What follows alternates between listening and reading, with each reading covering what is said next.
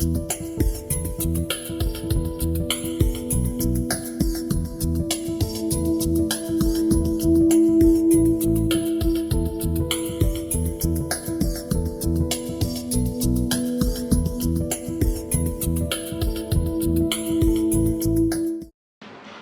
we're talking about things that work for humans.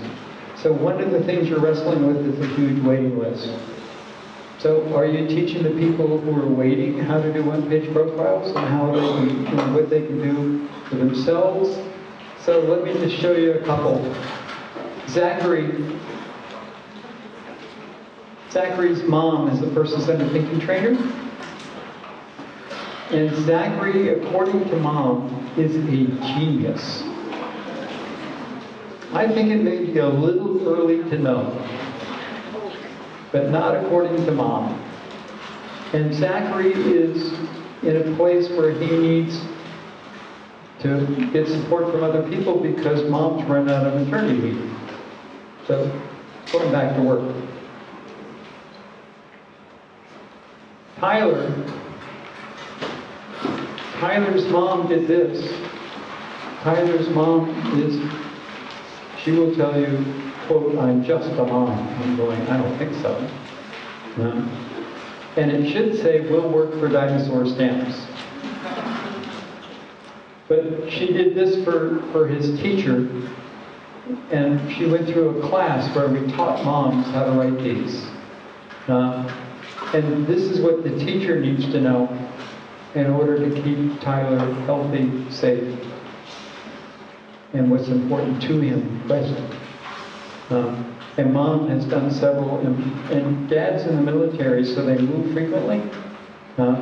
In the US, people get transferred often. So mom wrote this when she was in Texas, and she now lives in Seattle, and she's going to give me the next one. Then you have Elizabeth Kate. So Elizabeth Kate's dad wrote this with Elizabeth Kate. Elizabeth Kate designed how it looked.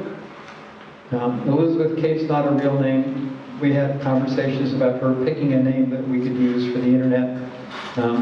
And she decided what font she wanted for her name. And I was going, "Elizabeth, nobody can read it." She goes, "It's beautiful." And I go, "Nobody can read it. We need something readable." And she said, "I thought this was my plan." And I said, "Okay." And if you look at this, I have a whole series. This is just one. I have a whole series that Dad and Elizabeth did together as she moved down this path towards living on her own. This was when she was just leaving school. And she's at this moment looking for a job, looking to move out of the house, and looking for a boyfriend. The next two, she's into boyfriend management rather than boyfriend seeking. And when you read them, you're going, this is a young woman growing up. Nothing extraordinary here. But there are some things that you need to know to help her stay healthy and safe. She has to use her CPAP machine because she has sleep apnea, what she calls a fireball or episodes of rage. And also, this one is the first page of her traditional plan. So it's a table of contents. So think about when you're doing these, learning how to do one-page profiles, learn how to do them well, and then have them as a table of contents. But they can be used in a variety of circumstances. Liz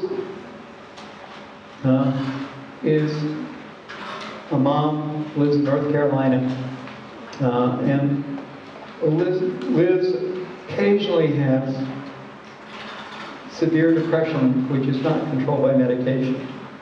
And when she gets really severely depressed, she doesn't eat. And if you look at Liz's picture, she's not a very big woman. So when she doesn't eat, she falls into malnutrition pretty quickly.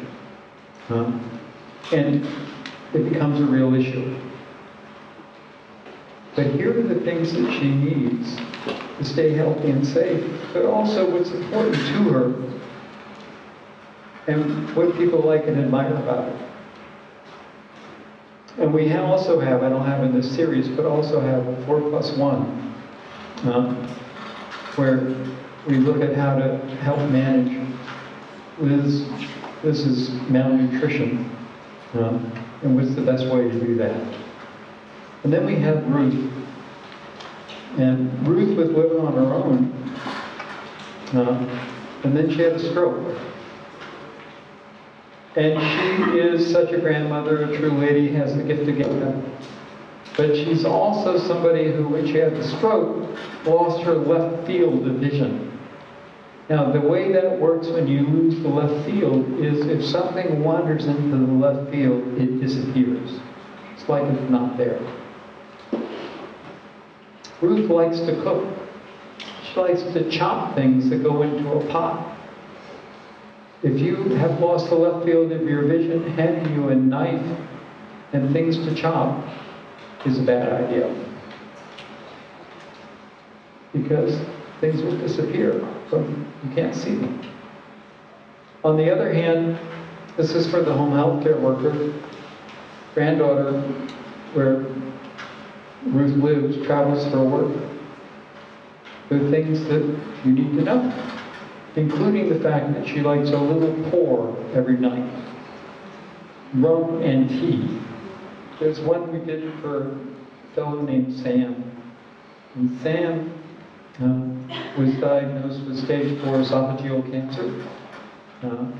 And Sam's daughter, one of Sam's daughters, does this work.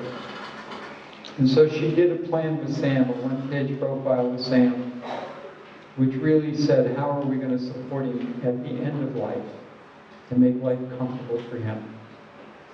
And it gets into things like, Sam is from Louisiana, and he is a true Cajun.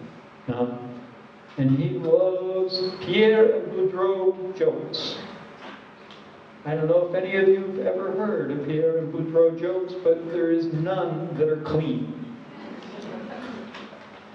They're all off color, and Sam tells them well and often.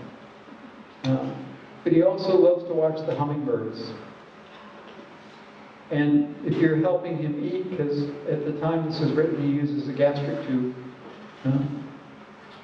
then make sure the hummingbirds are out there. He also loves to drink Budweiser. So daughter figured out how to make Budweiser slushies. So he can get a spoonful of semi-frozen Budweiser and get the taste, which is what he wants, because he can't swallow it anymore. And it works for end of life. And if any of you have been studying some of Helen Sanderson's work and looking at circles, there's a person mentioned on the video, Max Neal, who also went through cancer and has passed on, and did some brilliant end-of-life work using these skills. And I really recommend you look at those.